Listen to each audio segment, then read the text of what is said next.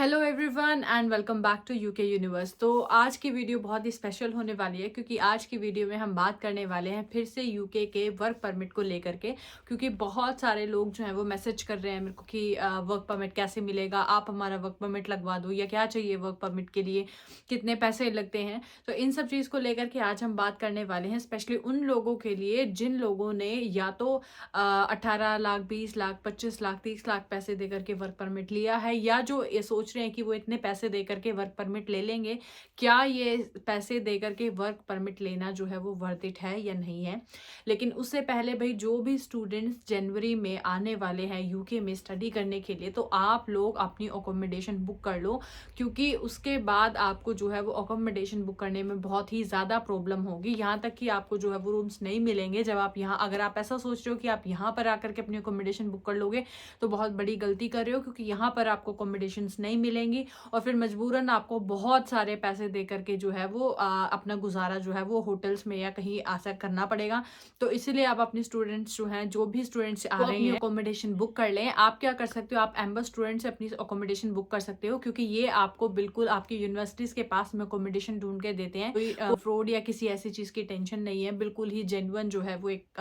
Online platform है। आप क्या कर सकते हो, आपको लिंक जो है वो डिस्क्रिप्शन में दिया गया है, आप वहां पर जाकर के जो है वो अपनी अकोमोडेशन बुक कर सकते हो। और जितनी जल्दी आप अपनी अकोमोडेशन बुक करोगे, उतने ज्यादा जो है वो आप फायदे में रहोगे। And you can get also £50 cash back if you do your bookings through my link, वो आपको डिस्क्रिप्शन में मिल जाएगा। तो वहां पर जाकर के अपनी अकोमोडेशन जल्द से जल्द बुक कर लो, ताकि आपको जो है वो यहाँ आकर कोई भी प्रॉब्लम ना हो। आज की वीडियो में हम बात करने वाले हैं उन लोगों की जो यूके का वर्क परमिट लेकर के यूके आना चाहते हैं, या फिर ऑलरेडी यूके आ चुके हैं और उन्हें जो वर्क परमिट लिया है, चाहे वो हेल्थ एंड केयर में है या किसी ऐसी कंपनी में है जहां पर उन्होंने पैसे देकर के वर्क परमिट लिया है और उन्हें जो कंपनीज हैं वो काम भी नहीं दे रही हैं। तो रिसेंटली जो है वो यूके गवर्नमेंट इस चीज़ को लेकर के बहुत ही ज़्यादा स्ट्रिक्ट, आपने देखा भी होगा कि बहुत सारे स्टूडेंट्स या बहुत सारे लोगों ने वर्क परमिट के लिए अप्लाई किया था, लेकिन अभी तक उनके जो है वो कोर्स लेटर ही नहीं आए हैं,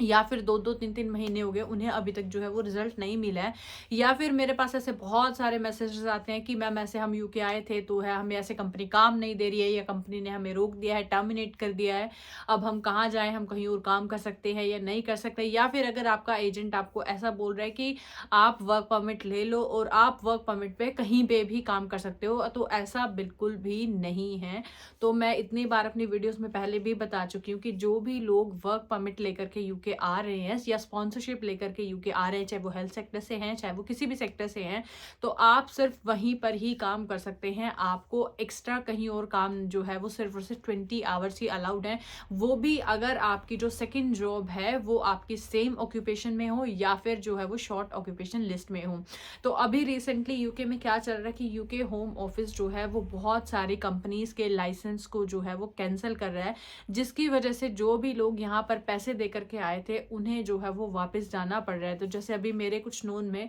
अभी उन्हें भी होम ऑफिस की तरफ से मेल आई है कि उनकी कंपनी का जो लाइसेंस है वो कैंसिल हो गया है और उन्हें जो है वो 60 डेज की टाइम पीरियड दिया गया है कि इन 60 डेज के अंदर अंदर ही आपको क्या यूके जो है वो छोड़कर जाना है। तो अगर आप भी यूके आए हैं इस तरह के वीज़ा पर कि आपने पैसे देकर के वीज़ा लिया है, तो मेक श्योर करें कि जो आपकी कंपनी है वो आपका टैक्स जो है वो गवर्नमेंट को पे कर रही है, या फिर वो जो है वो बिल्कुल जेन्युइन कंपनी है। अगर आप ऐसे पैसे देकर के यूके आना चाहते हैं तो बिल्कुल चेक कर ले कि जो आपकी कंपनी है वो जेन्युइन है या नहीं है, या वो यूके की जो रजिस्टर्ड लाइसेंस लिस्ट कंपनी है उसमें आती है। अगर आपको देखना है कि आपकी कंपनी जो है वो रजिस्टर्ड है या नहीं है, तो आप यूके गवर्नमेंट की जो ऑफिशियल वेबसाइट है वहां पर जाकर के रजिस्टर्ड लाइसेंस करके चेक करें, तो वहां पर आपको पूरी की पूरी लिस्ट मिल जाएगी। अगर आपकी कंपनी का नाम उस लिस्ट में है, इसका मतलब वो लाइसेंस्ड है, अगर नहीं है तो इसका मतलब आपके साथ फ्रॉड हो रहा है। तो अगर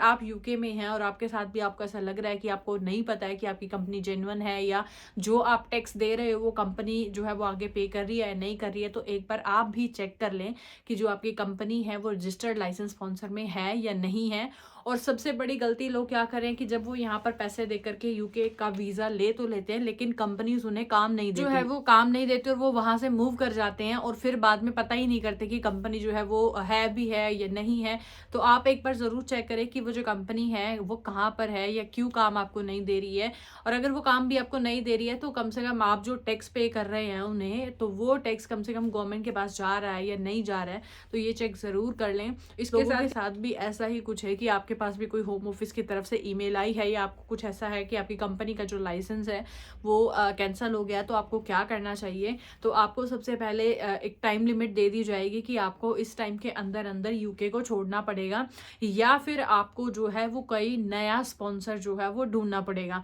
तो उस टाइम लिमिट के अंदर अंदर आपको, अगर आप ऑलरेडी यूके में आ चुके हैं और फिर आपकी कंपनी का लाइसेंस कैंसिल हुआ है, तो आपको 60 डेज के अंदर अंदर जो है वो या तो कोई नया स्पॉन्सर ढूंढना पड़ेगा या फिर आपको जो है वो यूके छोड़कर जाना पड़ेगा।